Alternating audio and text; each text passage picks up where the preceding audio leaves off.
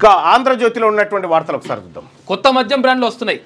రాష్ట్రంలో beer liquor అమ్మేందుకు 40 కంపెనీలు ఆర్జీ పెట్టుకున్నాయి. ఇక దరఖాస్తు చేసుకున్న వాటిలో సగం విదేశీ బ్రాండ్లు. విచారణ తర్వాత అనుమతి ఏప్రిల్ నుంచి విక్రయం అంట. కొత్త ఆర్థిక సంవత్సరంలో రాష్ట్రంలో కొత్త మద్యం బ్రాండ్లు అందుబాటులోకి రాబోతున్నాయి. తెలంగాణలో బీర్లు లిక్కర్ అమ్మేందుకు కంపెనీల నుంచి దరఖాస్తులు ఆహ్వానిస్తూ రాష్ట్ర బెవరేజెస్ కార్పొరేషన్ లిమిటెడ్ ఇచ్చిన నోటిఫికేషన్ దాదాపు 40 వరకు దరఖాస్తులు వచ్చినాయట. ఇందులో 20 దాకా విదేశీ లిక్కర్ బ్రాండ్లు ఉన్నాయట. ఇక ఇది ఇట్లుంటే బీసీ బిల్లులకు జై.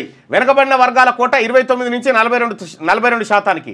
సర్పంచ్ నుంచి మేయర్ దాకా విద్యా ఉద్యోగాల్లోనూ 2 బీసీ బిల్లులకు శాసనసభ ఆమోదం. నేడు మండలికి ఆమోదం తర్వాత గవర్నర్కు ఆయన పరిశీలించి రాష్ట్రపతికి పంపిస్తారు. పార్లమెంట్లో 2/3% మెజార్టీతో ఆమోదం తప్పనిసరి. రాజ్యాంగంలోని 9వ షెడ్యూల్లో పెడితేనే చట్టబద్ధత. రిజర్వేషన్ల తేనెతుట్టను కేంద్రం కదుపుతుందా?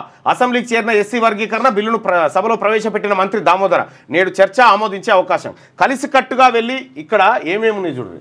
సర్పంచ్ నుంచి మేయర్ దాకా విద్యా ఉద్యోగాలను 2 బీసీ బిల్లులకు శాసనసభ ఆమోదం. నేడు మండలికి ఆమోదం తర్వాత గవర్నర్కు ఆయన పరిశీలించి రాష్ట్రపతికి పంపిస్తారు. పార్లమెంట్లో 2/3 మెజార్టీతో ఆమోదించడం తప్పనిసరి. ఇక్కడ ఈ దేశంలో ఉన్నటువంటి పార్టీలు బీసీల పట్ల ఉన్న ప్రేమ ఆప్యాయత మొత్తం బయటకు వస్తుంది. రాజ్యాంగంలోని 9వ షెడ్యూల్లో పెడితేనే చట్టబద్ధ. 9వ షెడ్యూల్ అంటే ఏంటంటే రాజ్యాంగంలోని 9వ షెడ్యూల్లో ఏ అంశాన్ని అయితే చట్టం చేసి ఆ షెడ్యూల్లో పెడతారో ఆ 9వ షెడ్యూల్ని సుప్రీంకోర్టు విచారించడానికి వీలు లేకుండా, కోర్టులు జోక్యం చేసుకోవడానికి వీలు లేకుండా షెడ్యూల్లో ఒకటి పెట్టిరు. అయితే ఇప్పుడు ఆ షెడ్యూల్లో ఉన్నదాన్ని కూడా మేము గెలికి పట్టుకొచ్చి చూస్తామని చెప్తా ఉంది సుప్రీంకోర్టు. 1975 తర్వాత ఒకవేళ షెడ్యూల్లో పెట్టినా కానీ మళ్ళీ తీసుకొస్తామంటుంది. ఇదో కథ మళ్ళీ. అది బిల్లును ఇది రిజర్వేషన్ సాధించే వరకు విశ్రమించేది లేదని సీఎం అంటా ఉన్నాడు. ఇక సార్ నాకు అర్థం కాదు, ఇది మనము ఎట్లా అంటే స్టార్టింగ్ ఎట్లా అంటే ఎవరన్నా ఎక్సర్సైజ్ చేసేటోళ్ళు ఉంటారా? ఓకే, నువ్వు ఇట్లా కూర్చొని లేవు ఒకసారి ఇట్లా అన్నావు కదా. నేను స్టార్టింగ్లో ఎట్లా చదివితే నీకు మూడు ఉంటుందంటే ఓకే 1 2 3 అంటుంటే నువ్వు చేస్తుంటావు కదా. 1 2 3 అంటుంటే నువ్వు టకా చేస్తుంటావు. నేను ఫస్ట్దే 1 గదే రిజర్వేషన్ సాధించే వరకు విశ్రమించేది లేదు పదం అనే అదే ఇదే పదం. స్థానిక సంస్థలు విద్యా ఉపాధి రంగాల్లో బీసీలకు 42% రిజర్వేషన్ కల్పించేందుకు బీసీ సంక్షేమ శాఖ మంత్రి పొన్నం ప్రభాకర్ సోమవారం శాసనసభలో ప్రవేశపెట్టిన 2 బిల్లులు ఆమోదం పొందాయి. దాంతో మంగళవారం వాటిని శాసన మండలిలో ప్రవేశపెట్టి ఆమోదించనున్నారు. అనంతరం వాటిని ప్రభుత్వం గవర్నర్కు పంపనుంది. ఆయన వాటిని పరిశీలించి రాష్ట్రపతికి పంపనున్నారు. తొలుత తెలంగాణ బీసీ ఎస్సీ ఎస్టీ విద్యా ఉద్యోగాల్లో రిజర్వేషన్ల బిల్లు 2025, తర్వాత తెలంగాణ బీసీ స్థానిక సంస్థల్లో రిజర్వేషన్ల బిల్లు 2025ను మంత్రి పొన్నం ప్రభాకర్ సభలో ప్రవేశపెట్టారు. ప్రస్తుతం రాష్ట్రంలో బీసీలకు ఉన్న రిజర్వేషన్లు 29%. వాటిని 42% పెంచుతూ ఆమోదించిన బిల్లు చట్టరూపం దాల్చాలంటే పార్లమెంట్లో 2/3 మెజార్టీ వాటికి ఆమోదం పొందాల్సి ఉంది. ఇందుకు కారణం సుప్రీంకోర్టు గతంలో ఇచ్చిన పలు తీర్పులే. ఎస్సీ ఎస్టీ బీసీ వర్గాలందరికీ అమలు చేసే రిజర్వేషన్లన్నీ కలిపి 50% మించకూడదని గతంలో సుప్రీంకోర్టు తీర్పు. ఈ సుప్రీంకోర్టులో దాదాపుగా ఏది భారత రాజ్యాంగంలో ఎక్కడ లేదు 50% అని. సుప్రీంకోర్టే కావాలని తెచ్చింది 50%ని.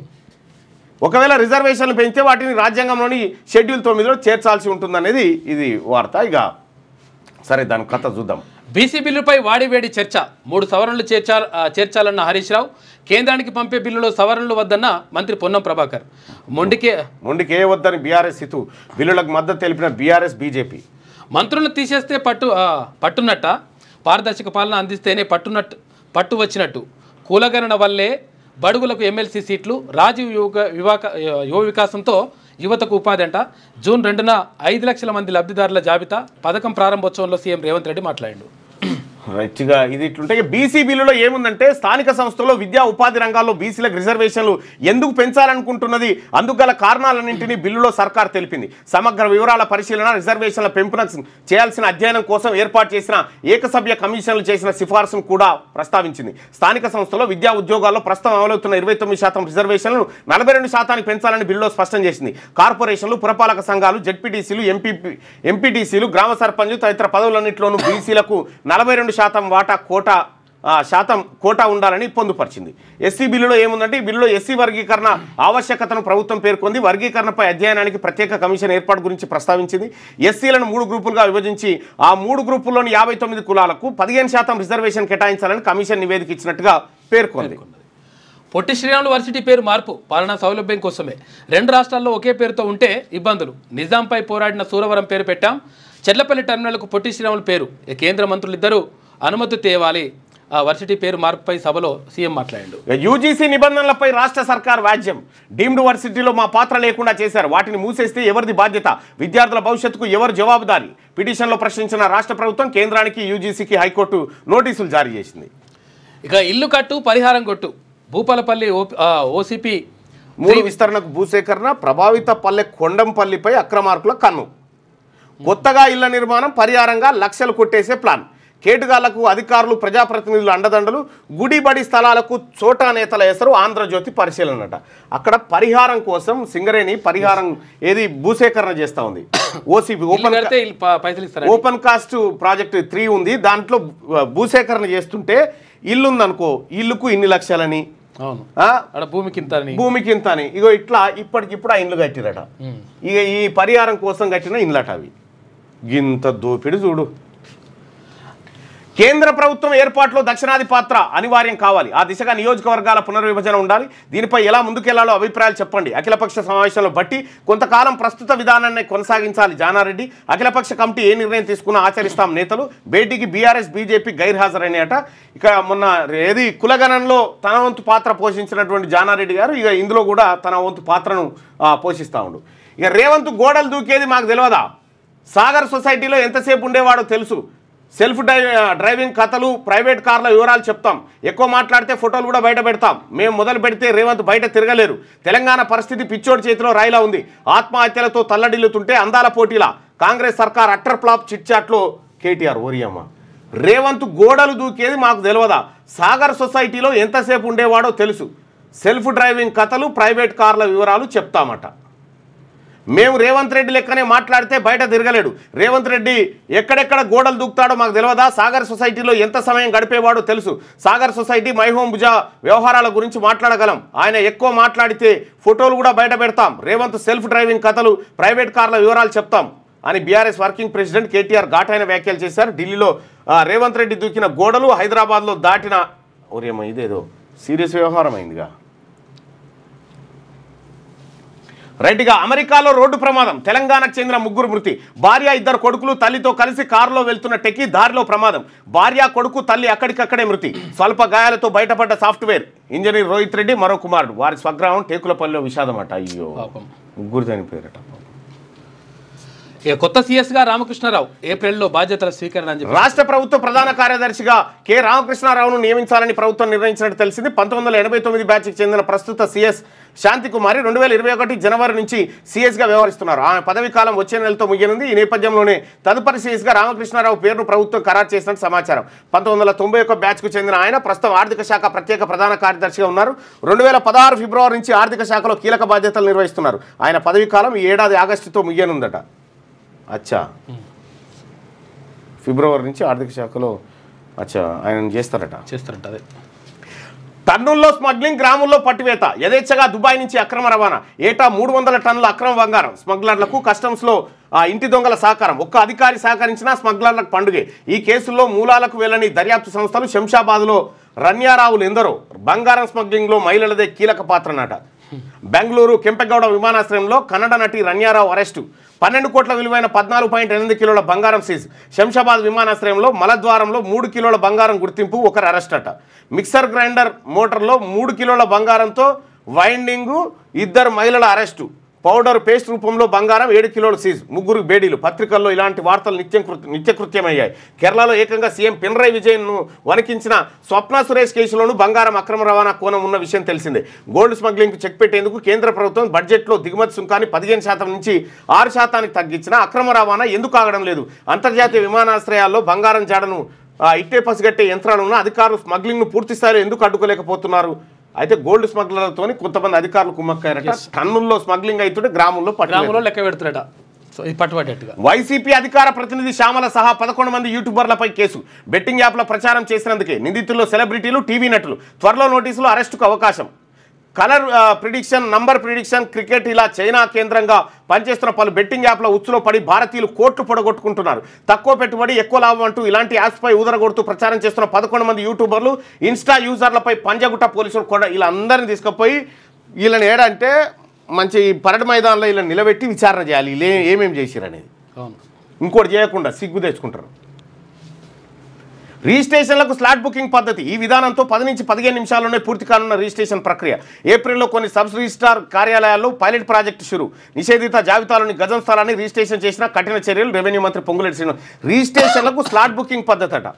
ఇక ఈ విధానంతో 10 నుంచి 15 నిమిషాల్లోనే పూర్తిగా అయ్యే అవకాశం ఉందట. ఇది సో ఇది ఆంధ్రజ్యోతిలో ఉన్నటువంటి వార్తలు. ఇక ఒకసారి శనార్థి తెలంగాణ వార్తలను చూద్దాం. అద్భుతాల కోసం ఎదురు చూడొద్దు, మనమే సృష్టించుకోవాలి. సినీ నటి తమన్నా. ఇది ఇట్లుంటే బీసీ రిజర్వేషన్ల బిల్లుకు ఆమోదం. విద్యా ఉద్యోగ స్థానిక సంస్థల బిల్లులకు 42%, బీసీలకు 42%, రిజర్వేషన్ల కల్పన బిల్లుకు శాసనసభ ఆమోదం. ఎస్సీ వర్గీకరణ బిల్లుపై సుదీర్ఘ చర్చ. బిల్లును సభలో ప్రవేశపెట్టిన మంత్రి దామోదర. పొట్టి శ్రీరాములు వర్సిటీ పేరు మార్పు. సురవరం ప్రతాప్ రెడ్డి వర్సిటీగా నామకరణం. సభ ముందుకు హిందూ అండ్ ఎండోమెంట్ బిల్లు. బీసీలకు ఇచ్చిన మాట నిలబెట్టుకున్నాం. రిజర్వేషన్ల అమలు కోసం కేంద్రంపై ఒత్తిడి పెంచుదాం. రాష్ట్ర ముఖ్యమంత్రి రేవంత్ రెడ్డి. బీసీలకు ఇచ్చిన మాట నిలబెట్టుకోలే, ఇది పూర్తి అయ్యి వాళ్ళు ఫలాలు పొందేటప్పుడు నిలబెట్టుకున్నట్లు లెక్క. ఈ బిల్ చేసి అటు వారైతే ఎట్లా లెక్క. బీసీలకు విద్యా ఉద్యోగ స్థానిక సంస్థల్లో 42% రిజర్వేషన్ల కల్పన అంశంలో కీలక ఘట్టం పూర్తయింది. వెనుకబడిన తరగతుల సామాజిక వర్గాలకు విద్యా ఉద్యోగ రాజకీయ అంశాల్లో 42% రిజర్వేషన్లు కల్పిస్తూ సీఎం రేవంత్ రెడ్డి శాసనసభలో ప్రవేశపెట్టిన బిల్లుకు సభ ఏకగ్రీవంగా ఆమోదం తెలిపింది. ఆ తెలిపినటువంటి అంశం పైన ఇవాళ మండల్లో చర్చ ఉంది. మళ్ళీ దీనిపైనే ప్రధాని మోడీకి రేవంత్ లేఖ. బీసీ రిజర్వేషన్ల బిల్లుపై మాట్లాడేందుకు అఖిలపక్ష పార్టీల అపాయింట్మెంట్ కోసం వినతి పత్రం. పార్లమెంట్లోనూ మద్దతు ఇవ్వండి. బీఆర్ఎస్, బీజేపీ, ఎంఐఎంలకు ఎమ్మెల్సీ తీన్మాన్ మల్లన్న విజ్ఞప్తి. కేటీఆర్ అక్బరుద్దీన్ ఏలేటితో భేటీ. బీసీ రిజర్వేషన్ల బిల్లుకు మద్దతు కోరుతూ వినతి పత్రం అందజేత. మల్లన్న అభ్యర్థనపై సానుకూలంగా స్పందించిన నేతలు. రాష్ట్ర శాసనసభలో బీసీ రిజర్వేషన్ల బిల్లుకు ఆమోదం లభించినప్పటికీ అన్ని రాజకీయ పార్టీలు జాతీయ స్థాయిలోనూ ఈ బిల్లుకు మద్దతు తెలపాల్సిన అవసరం ఉంటుందని ఎమ్మెల్సీ తీన్మాన్ మల్లన్న అన్నారు. బీసీ రిజర్వేషన్ల బిల్లు విషయమై పార్లమెంట్లో రాజ్యాంగ సవరణ చేసేందుకు అన్ని పార్టీలు మద్దతు ఇవ్వాలని మల్లన్న కోరారు. ఈ మేరకు తీన్మాన్ మల్లన్న సోమవారం అసెంబ్లీలో BRS, BJP, AIMIM floor leaders, deputy floor లీడర్స్ను తెలంగాణ బీసీ పొలిటికల్ జేఏసీ నేతలు వట్టి జానయ్య యాదవ్, సంగం సూర్యారావుతో కలిసి వినతి పత్రం అందజేసినాం. నిన్న ఆ కార్యక్రమం మీరందరూ చూసిందే. హైడ్రా లాలూచి లావాదేవీలు చేస్తుంది. నోటీసులు ఇచ్చి సెటిల్మెంట్లు చేస్తున్నారు. కమిషనర్ రంగనాథ్ స్పందించడం లేదు. కాంగ్రెస్ ఎమ్మెల్యే అనిరుద్ రెడ్డి సంచలన కామెంట్స్. రాష్ట్ర ప్రభుత్వం కబ్జా రాయిల్లో భరతం పట్టేందుకు ఏర్పాటు చేసిన హైడ్రాపై జడ్చర్ల శాసనసభ్యులు అనిరుద్ రెడ్డి సంచలన కామెంట్స్ చేశారు. హైడ్రా తొలుత నోటీసులు ఇచ్చి తర్వాత లాలూచి రాజకీయాలు చేస్తుందని ఆరోపించారు. ఈ మేరకు ఆయన సోమవారం మీడియాకు ప్రకటన విడుదల చేశారు. ఎక్కడైనా కూల్చివేతలు జరుగుతుంటే అసలు విషయాలు ఏంటో హైడ్రా కమిషనర్ రంగనాథ్కు వివరిద్దామంటే ఆయన అసలు ఫోన్ లిఫ్ట్ చేయరని అన్నారట.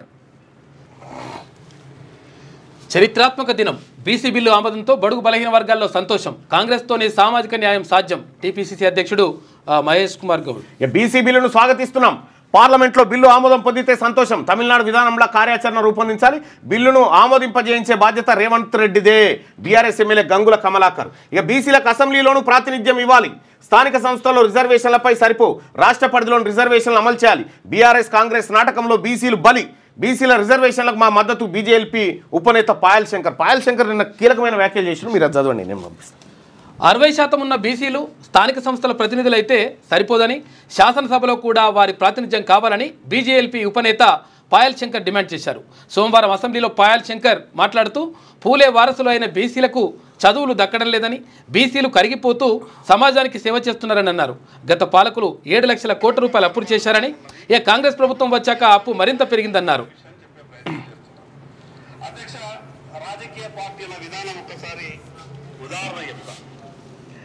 అధ్యక్ష ఈ రాష్ట్రంలో ఒక ఇల్లు ఉన్నది. ఇది తీసుకో.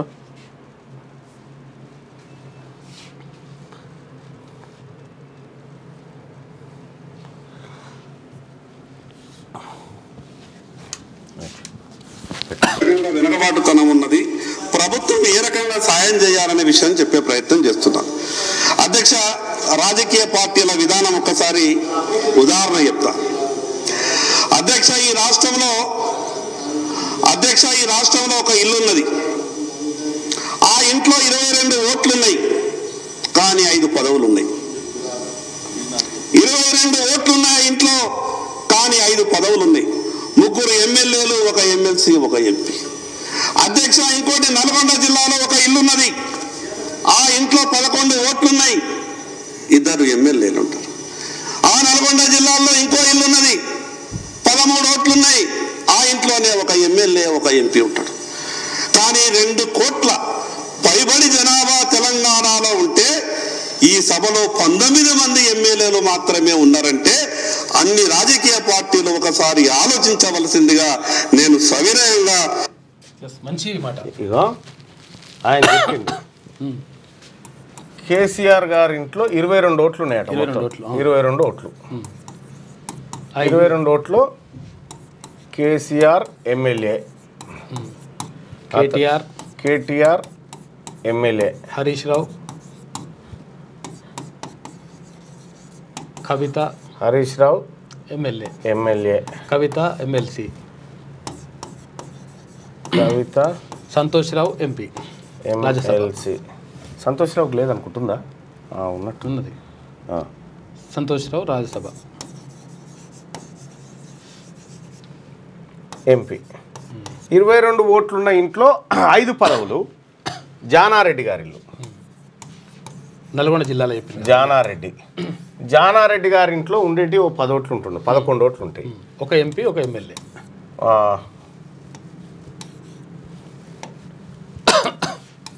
జేవీర్ రెడ్డి, రఘువీర్ రెడ్డి. ఇప్పుడు ఫ్లెక్సీలలో ఈ రెడ్డి అని పెట్టుకుంటలేరు వాళ్ళు. జేవీర్, రఘువీర్ రెడ్డి. జేవీర్ రెడ్డి ఏమో MP, రఘువీర్ Reddy రఘువీర్ Reddy MP, Jaiveer Reddy MLA.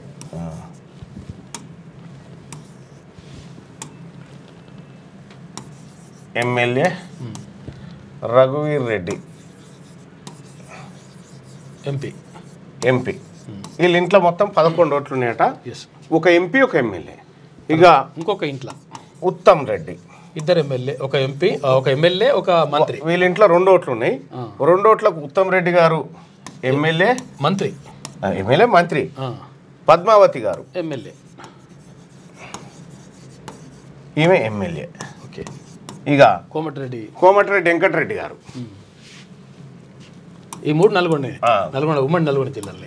Komatireddy ఈయన ఒక ఆయన ఎమ్మెల్యే, ఇంకో ఆయన రాజగోపాల్ రెడ్డి, ఈయన ఎమ్మెల్యే. గట్టిగా వీళ్ళ ఇండ్ల ఓట్లను ఒక దగ్గర వేస్తే ఒక వార్డుకు కూడా సరిపోవు. ఇక ఇంతమంది ఎమ్మెల్యేలు, ఎంపీలు వీళ్ళు ఉన్నారు. 100 ఓట్లు లేవు. 100 ఓట్లు లేని వాళ్ళు ఇగో ఇంతమంది ఉంటే 2 కోట్ల మంది, 2 కోట్ల పైన ఉన్నటువంటి బీసీలలో 19 మంది ఎమ్మెల్యేలా అని అడుగుతున్నాడు ఆయన. 19 మంది ఎమ్మెల్యేలా అని అడుగుతున్నాడు పాయల్ శంకర్. ఇదే కదా ప్రశ్న, అసలు ప్రశ్న. 2,20,00,000 మంది జనాభా ఉంటే 19 మంది ఎమ్మెల్యేలా? అది పాయల్ శంకర్ గారు మాట్లాడిన మాట. అటు అసెంబ్లీలో అంతో ఇంతో పాయల్ శంకర్ గారు, మండల్లో నేను, ఈ బీసీల పక్షాన. తులం బంగారం ఎప్పుడు ఇస్తారు? ఎన్నికలకు ముందు ఒక మాట, తర్వాత మరో మాటనా? మహిళల పట్ల ప్రభుత్వానికి చిత్తశుద్ధి లేదు, మహిళా వ్యతిరేకి సీఎంగా రేవంత్ రెడ్డి. బీఆర్ఎస్ ఎమ్మెల్సీ కవిత విమర్శలు. అసెంబ్లీలో నడపండి, గాంధీ భవన్లా కాదు. సభను నడపడంలో ప్రభుత్వం విఫలం, ప్రతిపక్ష సభ్యుడు మైక్ ఇవ్వట్లేదంట. ఇక ప్రజాస్వామ్యాన్ని కూని చేస్తుండ్రు. Majlis party MLA Akbaruddin Owaisi assembly నుంచి మజ్లిస్ సభ్యులు వాకౌట్. సమాధానాలు ఇవ్వట్లే. శాసనసభలో 84 ప్రశ్నలు అడిగితే 8 నాకైతే ఇప్పుడు ఒక సమాధానం లేదు, మనలేదు. ఎన్ని ప్రశ్నలు, అసలు ఆ ప్రశ్నలు కూడా రావాడికి. 76 ప్రశ్నలకు సమాధానాలు లేవు. ప్రతిపక్ష ఎమ్మెల్యేలపై వివక్ష ఎందుకు? ఇన్ఛార్జ్ మినిస్టర్ పాత్ర ఏమిటి? ఓడిపోయిన వాళ్ళతో పనులు ప్రారంభించడం ఏంటి? పాలకులు పద్ధతి మార్చుకోవాలి. BJP MLA Katipalli Venkataramana Reddy. ప్రశ్నలకు అసలు సమాధానాలే దొరుకుతలేవు. సమాధానాలు రిప్లై పంపాలా, ఆ రిప్లై లేవు. పిటిషన్లు తీసుకుంటారు, అవి లేవు. మెన్షన్ చేస్తే దానికి ఏవి లేవు. ఇక అది ఏందో ఏం కథనో అర్థం కాదు. మళ్ళీ మా సభాపతి గారు పదే చెప్పిండు, అరే ప్రభుత్వం ఇవ్వాలని. వాళ్ళేమో పట్టించుకోరు. దయచేసి మార్నింగ్ న్యూస్ చూస్తున్నటువంటి మిత్రులారా, మీ అందరికీ ఒక రిక్వెస్ట్. ఇవాళ ఖచ్చితంగా శాసన మండలిని చూడండి, శాసన మండలి సమావేశాలు చూడండి. ఇప్పుడు సమావేశాలు లైవ్ వస్తుంది, తెలంగాణ లైవ్ వస్తుంది. ఎస్, ఎంత పెద్ద ఓట్లు మన దగ్గర ఉంచుకొని సీఎం పదవులను అడగడం ఏమిటి అంటుండు లింగయ్య. బరాబర్ అది చరిత్ర శ్రీనివాస్ గౌడ్ పెద్దపల్లి నియోజకవర్గం కాంగ్రెస్. ఇక సోదరులారా, సమయం అవుతుంది, నేను సభకు పోవాల్సిన సమయం కాబట్టి దయచేసి మార్నింగ్ న్యూస్ని లైక్ చేయండి, షేర్ చేయండి. ఇవాళ అత్యంత కీలకమైనటువంటి రోజు బీసీలకు. క్యూ న్యూస్లో పనిచేయటకు వీడియో ఎడిటింగ్ మరియు SEOలో అనుభవం గల జూనియర్ ఎడిటర్స్ కావాలను సంప్రదించవలసిన నెంబర్ 8688926084. లేటెస్ట్ న్యూస్ తెలుగు మరియు ఇంగ్లీష్ అప్డేట్స్ కోసం ఇప్పుడే క్యూ న్యూస్ అఫీషియల్ యాప్ని ప్లే స్టోర్ నుండి డౌన్లోడ్ చేసుకోండి. సరికొత్త సమాచారాల కోసం క్యూ న్యూస్ వెబ్సైట్ని ఫాలో అవ్వండి. ఛానల్లో ప్రాంతీయ, జాతీయ, అంతర్జాతీయ వార్తలు వీక్షించండి. లైక్ చేయండి.